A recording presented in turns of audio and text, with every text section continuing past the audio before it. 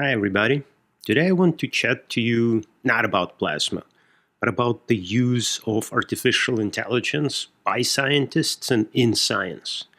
It's somewhat the topic that comes up often in discussion, so let's chat about it. Hello, my name is Greg Friedman. I'm a plasma researcher and have been for a couple of decades.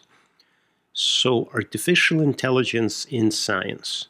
Let's talk about concerns first. I often hear that it de-skills researchers, and I disagree with that a lot. I mean, personally, I think it only improved my skills whenever I'm Googling something or searching for something in a library. I have more of a singular mindset. I believe that what I'm searching for is on this shelf or in this book or in the paper with this title.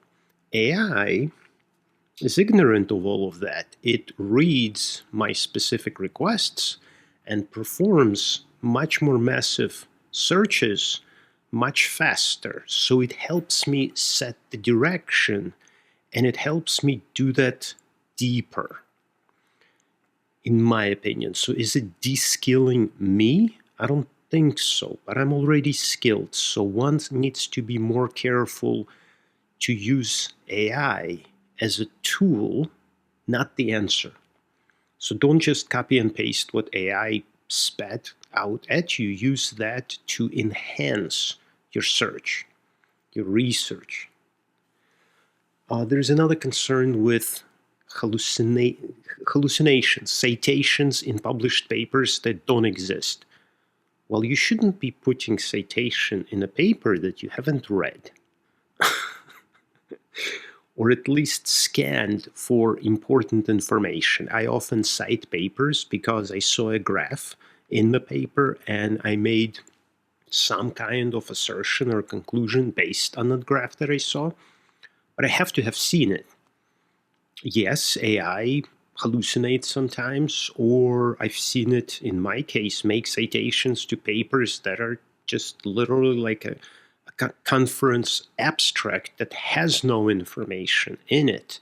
So yeah, you have to double and triple check everything. And if you're citing some work in your paper, well, gosh darn it, you better have read it, right? Anyway, there's another concern with homogenizing ideas. I don't know. I'm not even sure what that means. It's a phrase I extracted from a discussion on LinkedIn about AI and science. I'm not sure what people mean by AI homogenizing ideas.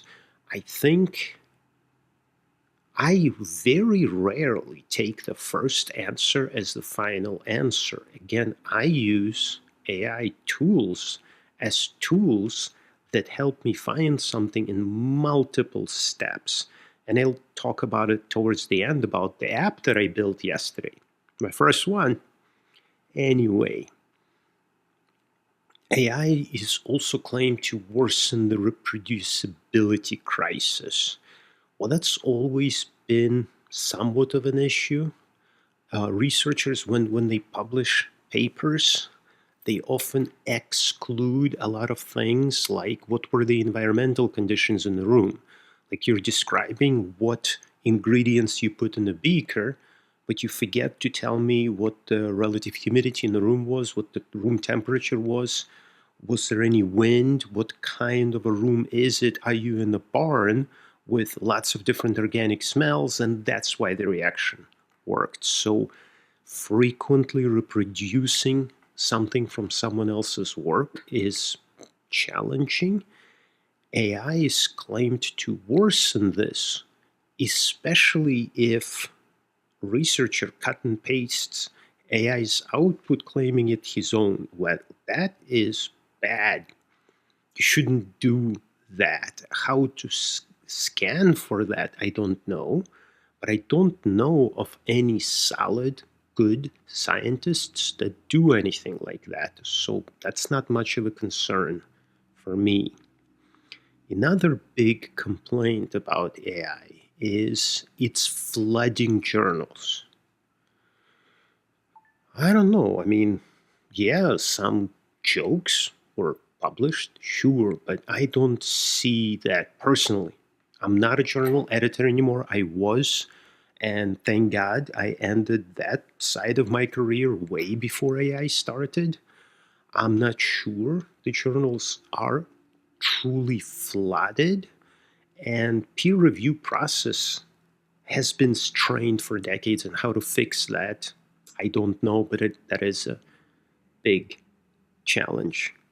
And the one legit concern for AI that I have, and I think I made a video about that at some point, AI reinforces existing bias. So AI, large language model, it is trained on language. It's trained on some text. And if the text has any kind of bias, then AI will pick that up. And the smarter the engine is, the more it's going to lean to some side. And there have been multiple demonstrations that AI is, for example, AI is trained on written language. Written language is largely academic, and academics are well known to be leaning towards Democrat and a little bit left. So AI has some of that built-in bias. How to get rid of that? I don't know. That is a big challenge, and that is a small concern of mine. But let's talk about benefits of AI. It's able to very, very quickly perform actions that humans can perform, but nowhere near as quickly. AI solved protein folding problem. Those are difficult 3D fitting problems, and it's challenging for a human, but AI can do these things very, very, very fast. AI is regularly helping me not only,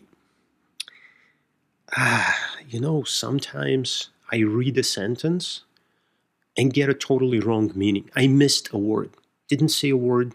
Somehow my eyes skipped over it, and what I thought I understood is something completely wrong.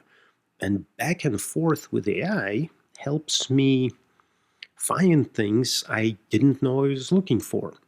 AI helps me find buried literature, something that I couldn't easily find by myself or didn't even think to look. Related topics. I often ask chatbot, what about other things related to our discussion that I need to look into?